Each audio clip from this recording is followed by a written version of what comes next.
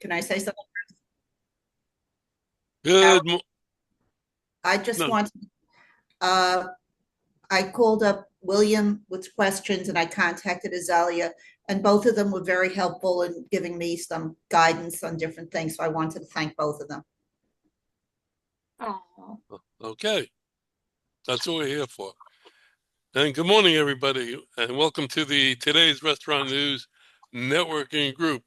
Today is August the 23rd, and I am Howard Appel, the founder and publisher of Today's Restaurant News. And we are all here as vendors in the restaurant industry, but we're here to help each other grow our businesses and also to help any restaurant operator who has a question or an issue that they want to bring to the group for help. We encourage you to give us a call at 561-620-8888, or you can go on our website at trnusa.com and take a look at our YouTube channel, which is Today's Restaurant, which is accessible through our website. And, for those of you here, you can use the meeting to show somebody who has not seen what we do here. Uh, but again, thank you for coming, and I'm looking forward to the show this year. I think it's going to be great. I think we have great participation from this group. It's going to be terrific. And thank John and your son for all your work. Howard, when do you think we're going to officially wrap this up I'm sorry, I didn't hear you.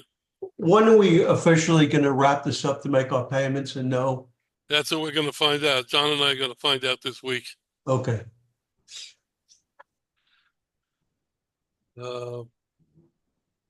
Mr. Mulholland, you want to start us off with a question? Yep. Fast food, first pizza place, 1954. Name the restaurant. Pizza Hut? Pizza? Pizza Hut. No, I that's too figured you'd all say Pizza Hut. No, it's not. Shakey's. Shakey's Pizza. Shakey's. Shakey's. It's Shakey's. 1954 was the Oh, first I got it? pizza place. Wow. Yes. I got it too. Yeah. And Shakey's still I go when I go see my family in California. It's still there. It started in California. Yeah, well, That's they amazing. call it Shakey's in California because of the earthquakes. Actually, the one that's going down in quality the most is Pizza Hut.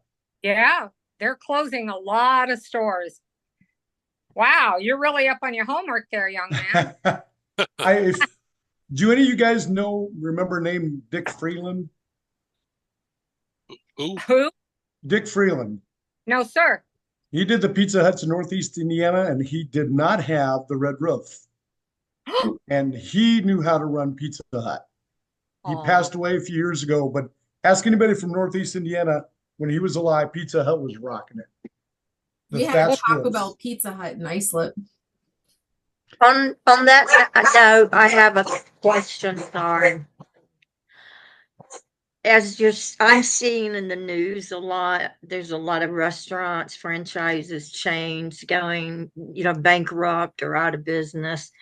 And of course, that affects the lending industry. So I'm curious from the experts in this industry, John, Kevin, et cetera,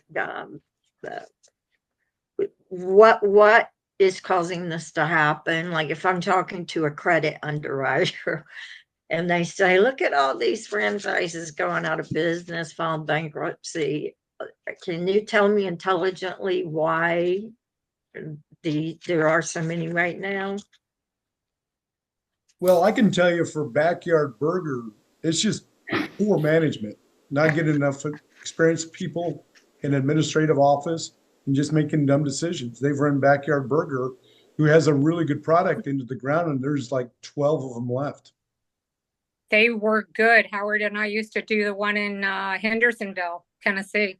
The major problem, Pam, the major problem with the restaurants going out, and Chris and Kevin can tell me if I'm right or wrong, but during COVID, people were not going to these restaurants, and they still had to maintain and pay their debts. And when COVID ended, if they were able to survive through COVID, they're trying to make up the funds that they lost, and some of them just can't do it. There's just not enough volume to do it. Am I correct in that, Chris? Is it also Well, the cost, is it the cost of, the products that they buy, the difficulty in getting good employees? It's almost like, it seems like a perfect storm or something. Because I hear from different people, like restaurant where I'm from, North Carolina, these are, they've been in restaurant business all their life. They opened a new restaurant, shut it down in like 6 months because they said they couldn't get any good help. That too. Chris, yeah. So there's perfect storm is a very accurate term for what is happening. But when you say franchises, in my mind, that is specifically franchises of a parent franchisor company. So And I mean, that arena in particular, there are too many restaurant companies that start franchising before they truly have a rock solid turnkey operation. And so what happens is they start franchising, the model really isn't completely proven out, and franchisees are accepted into the system that really aren't going to be able to execute effectively. The real estate model isn't refined enough, so sites are getting approved that aren't going to work. And then the most challenging aspect that I've seen being on that side of the business is franchisors who will become slaves to the royalty check and accept less than ideal performance out of their franchisees, won't hold them accountable, and then quality slips, performance slips, and you lose control of your brand as the franchisor. That happens way more than we think or can easily see. There's a lot of people that start franchising, they get up 10, 15, 20 locations and they just can't hold it together, and you start seeing them go out of business. You have a lot of legacy brands out there who have run their life cycle. I mean, the life cycle of most successful restaurant companies is about 30, 40 years. Anybody remember Steak and Ale Bennigan's? TGI Fridays? Those guys dominated the industry. Olive Garden dominated for a long time, and even Olive Garden is in decline at this point. It's just a fact of life. There's a life cycle. Every organization has a life cycle. Restaurants happen to be shorter than most. To add to it, what Howard said about COVID, recovering from COVID, one of the things that people didn't clearly understand is replacing dine-in business with delivery. Most of those delivery systems cost 20, 25 cents to the restaurant. Now, somebody explain to me how you can pay 25 cent on a dollar delivery fee in a business where you're only making 5 cents on a dollar, typical. It's a formula to go out of business and accelerate yourself going out of business. They became reliant on it. Everybody wants to know why prices went up. They adjusted prices to cover the delivery fees. But it's still not enough to keep you in business long term, because the last piece of the puzzle is very few people have figured out how to recover from the supply chain crisis, which is 2 years ago. It's in the rearview mirror, but they never fully figured out how to adjust to those exponential, if you will, almost increasing cost of goods sold. The last piece of the puzzle is they can't get help anymore, which we've talked about multiple times in this group, why that is. But I think the franchisors are opening too many locations because they're living on that fee they get from the franchisees. Yeah. Almost like a Ponzi scheme. They have to keep opening to make money. A good franchisor understands that the first order of business is protect the brand at all costs, because that benefits everybody in the system. If you're not willing to protect your brand first, meaning I will shut down a franchisee who's not following my standards, you really shouldn't be doing it. I think the best example from the banking world is Chick-fil-A.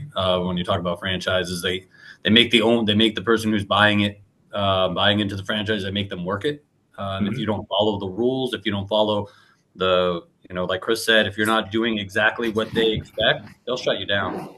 I've seen in the banking world, location is important. Some people just want to open up because they think it's a great spot, but they're not thinking ahead on if this is going to fit that community, if there's going to be people like I'm near Del Rey. It's a very strong Jewish community. There was a franchise that put something in the area nearby and it went under because, it's not kosher.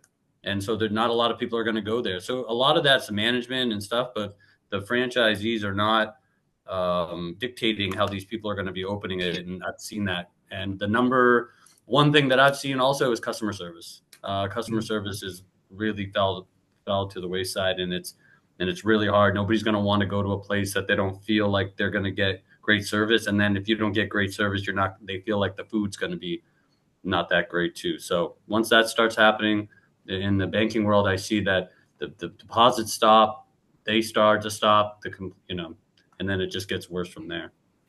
Great point, William. To your point, the old adage is location, location, location.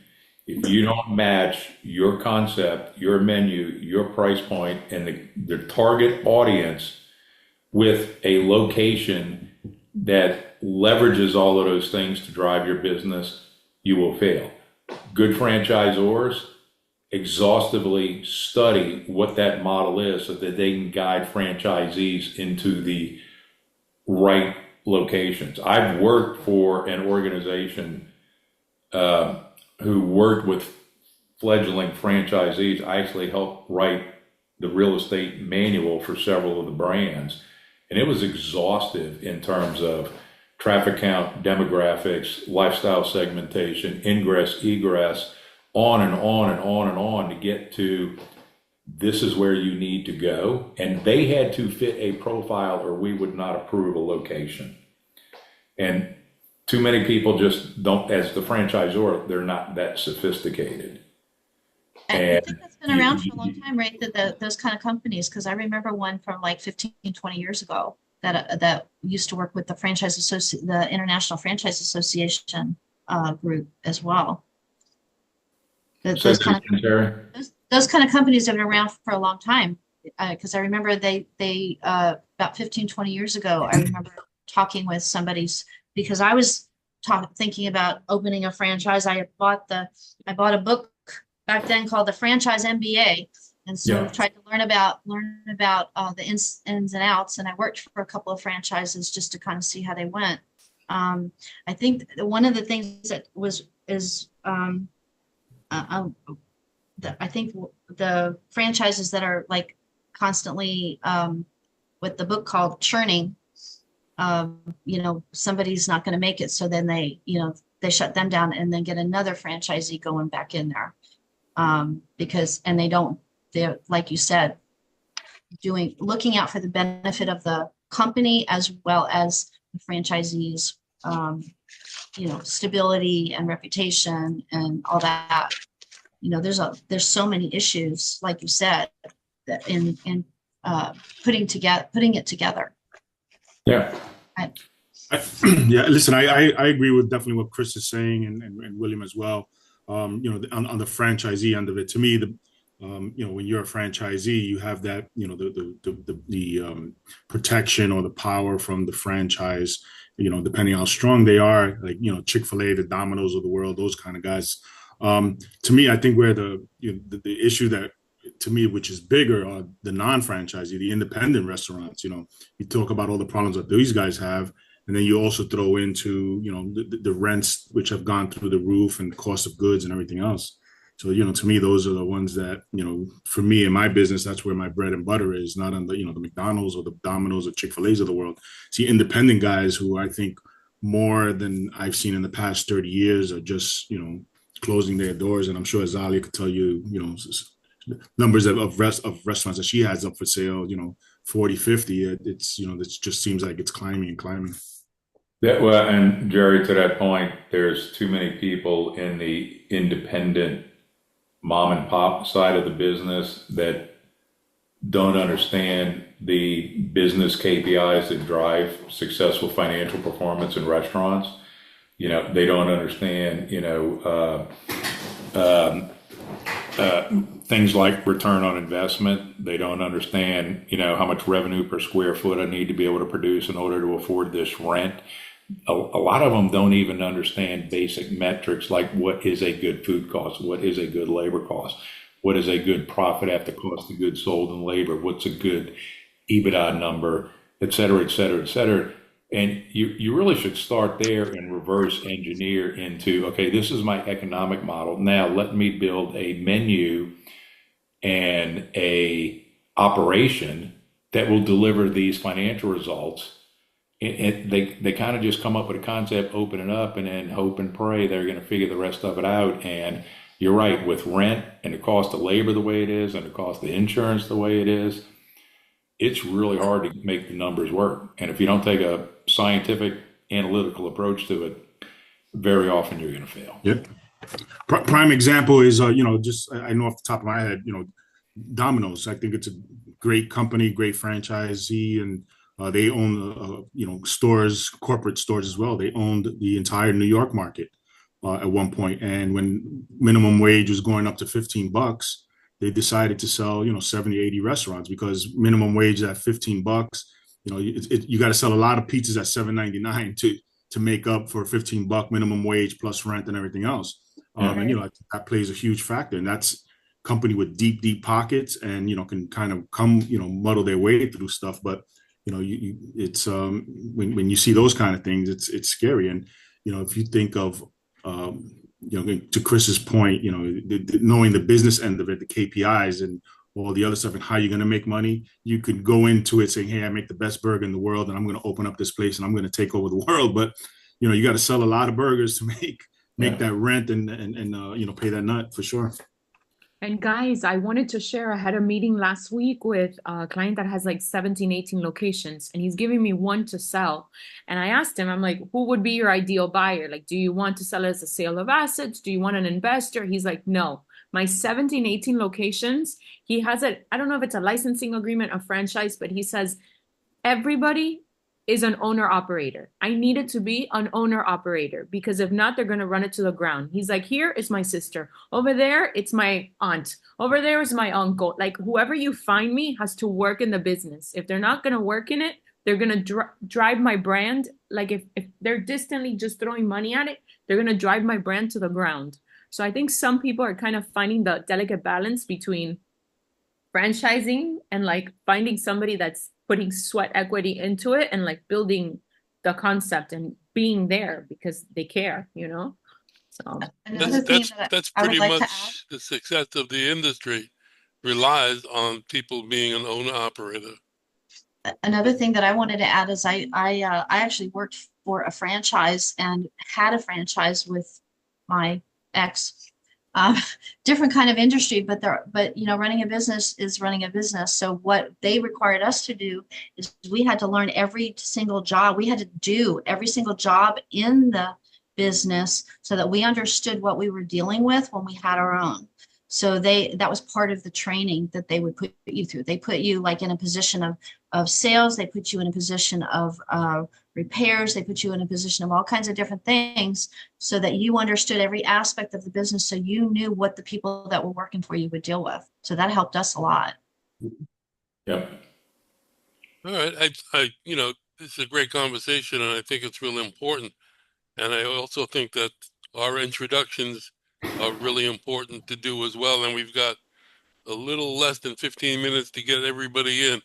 So I'm gonna try and start with the three amigos to start us off.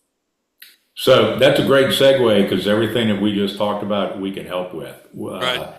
One of the keys we talked about was food cost. We can help you get extraordinarily good purchasing programs in place, like 8 to 15% better than what the typical mom and pop street account could get from a distributor. And that whole industry is by knowing how the industry works, knowing what dollars are available that are accessible and how to get them delivered to our clients. So that's what we do. In addition, we do have an operations consulting component as well, which Kevin, myself, and Micah, one of our other partners, are all very accomplished, experienced executive and C-suite level operations people. We can help anybody fix the stuff that we're talking about. So we are strategic supply chain partners. We function as an outsourced purchasing organization. Kevin, give them your contact info there in Florida. Yeah, so you can check us out at www.ssc.partners, or you can call me at 407-497-9495. And go visit Kevin at the upcoming show. He'll be there. I will be there. That's Leah, that gentleman you were talking about who has the 17 or 18 restaurants. You really should hook them up with the three amigos here. Already done. Okay, Already great. She already did. Nice. Okay, great. Wow. John, did you want to add anything? Yeah, the summer's been kind of slow for a lot of people. A lot of it, advertising is the first thing to go and come. So in about 60 to 90 days, everybody just get ready. It's coming. It's coming. Everybody I talk to, we're waiting on the election, whatever excuse they have, but just be prepared to have an overflow of good business. Well, talk to me about that offline, because we can help you get ready for anything like that. Jerry, let me go over to Jerry. If you're looking for equipment to set up a new restaurant, the franchise, Jerry's your man. All right, yeah, guys. Jerry with the Director of Business Development for Restaurant City. Restaurant City is a fourth generation family owned business with 5 equipment superstores located throughout the East Coast, 3 up in the Northeast, 2 down here in South Florida, 1 in Pompano Beach, the other in Sarasota. We help restaurants, food trucks, hotels, schools, any kind of food service business, find the equipment or the equipment and small wares and supplies that they need. Anything from ranges and ovens and stoves to knives. We're open to the public. So, we'll take anybody's money. But definitely, I've been doing this for 30 years in the food service industry, and I love what I do. I think this group is awesome. Partnered up with John earlier this week and working on something there, so I appreciate that. But yeah, if anybody needs anything, we're here. Okay, thank you.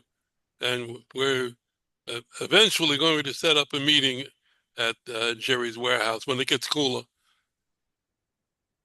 Ferry, are you with us?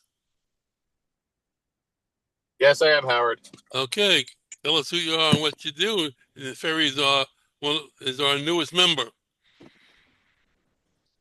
Okay, so I'm here with PVI Manufacturing. PVI Manufacturing has been in business since 1991.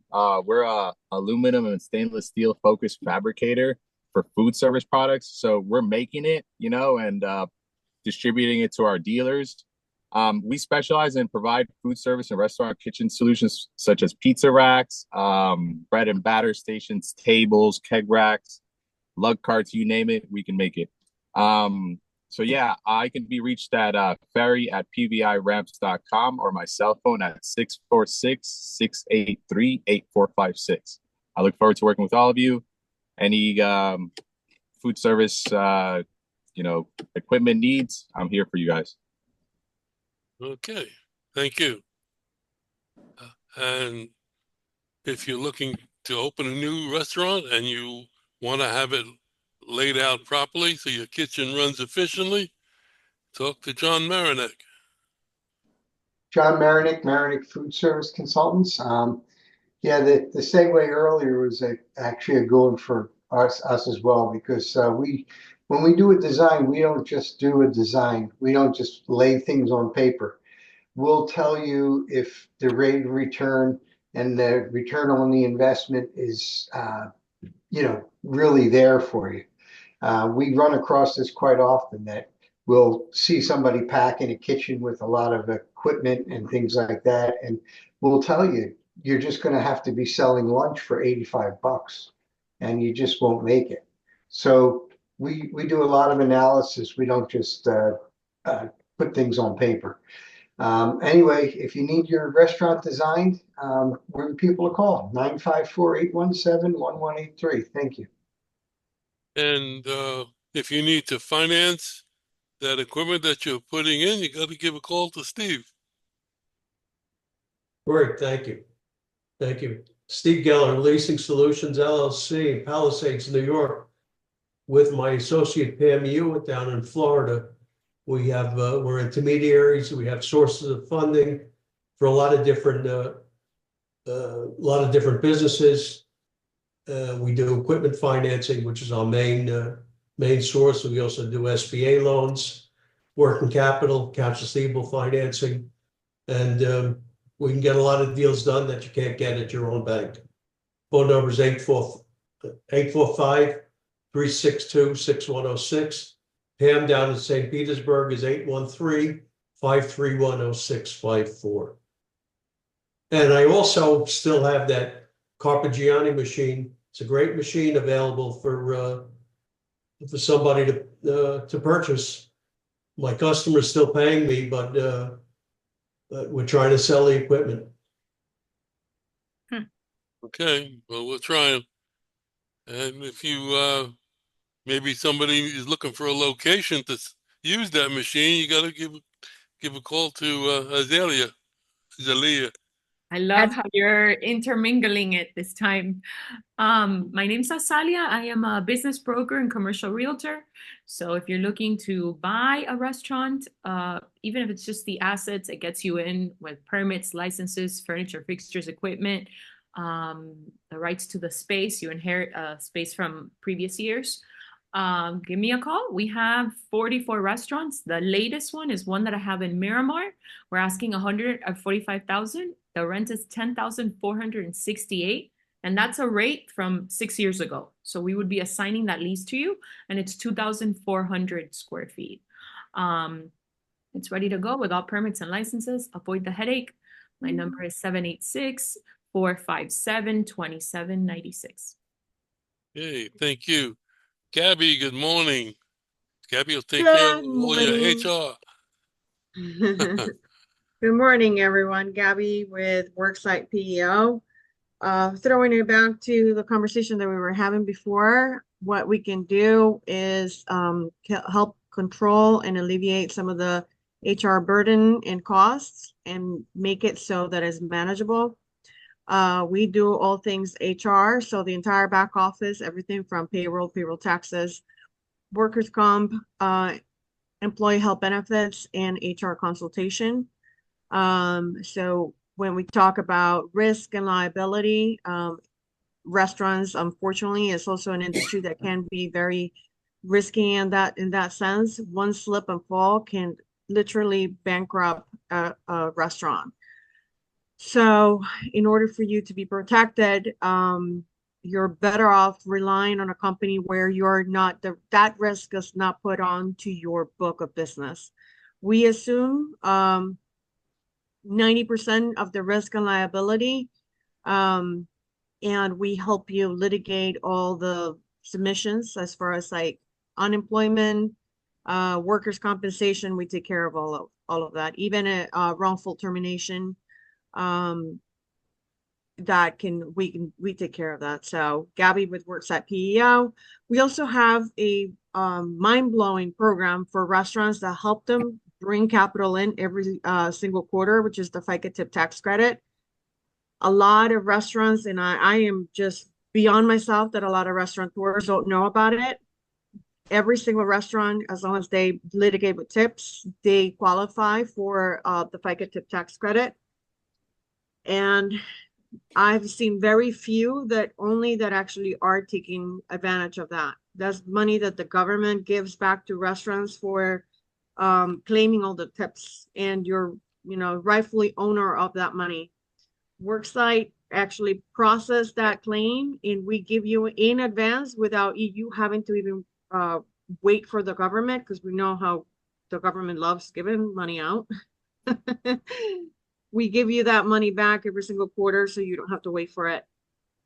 I actually had a prospect within the same conversation that they made the decision of waiting on enrolling our services, and they qualified for $45,000 of the FICA tip tax credit.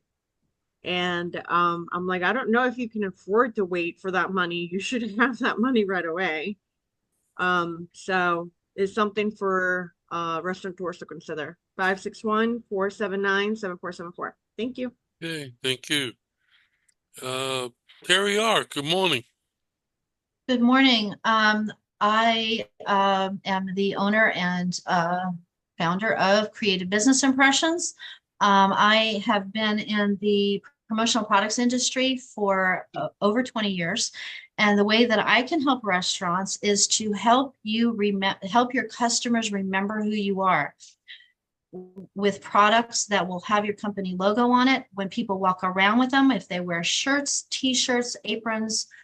I always like to promote different things. Any signage, anything that somebody sees is better than when they just hear it. So today, just real quick, I'm going to show you something that I use as an upsell for restaurants, because it's a great product if you have do takeout. This is a casing for silverware. So if you do, and one of the things that I would suggest to a restaurant, if you want to do this particular, this is what comes inside. Right here is a spoon, a fork, and some chopsticks. It also comes in a version with a knife, and also comes in a version with a straw. So what I do with upsell products is, if you're going to use it for resale, I work with the vendor to make sure that you can sell it at a sellable price. So I work with the vendor to try to make sure that pricing is good, because if it sells, that means we get more. And this also helps the restaurant to make a little extra money on the side. 561-308-1393. Thank you. Stephanie, you there? I am. Okay. Hi, everyone. My name is Stephanie. Mark and I run Brilliant Computers.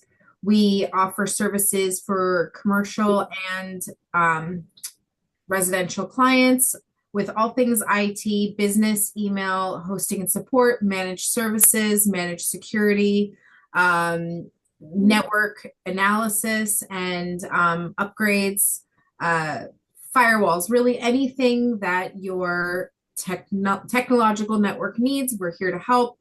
If you ever get an email or go to a website that looks suspicious, give us a call. We're happy to help. The best way to contact us is to open up a ticket by emailing support@brilliantcomputers.com. That's support@brilliantcomputers.com. There's a lot going on right now in the technological world when it comes to security and phishing, spoofing. Visit our Instagram. It's Brilliant Computers _ to read a little bit about that. Okay.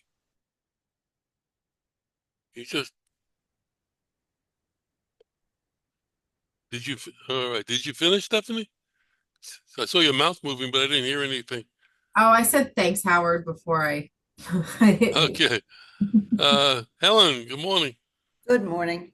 Hi, I'm Helen Gottesman with Delicious Spoonfuls. We're a nonprofit focused on training and employing people with special needs like Down syndrome and autism, and getting them into the workforce and a more inclusive community.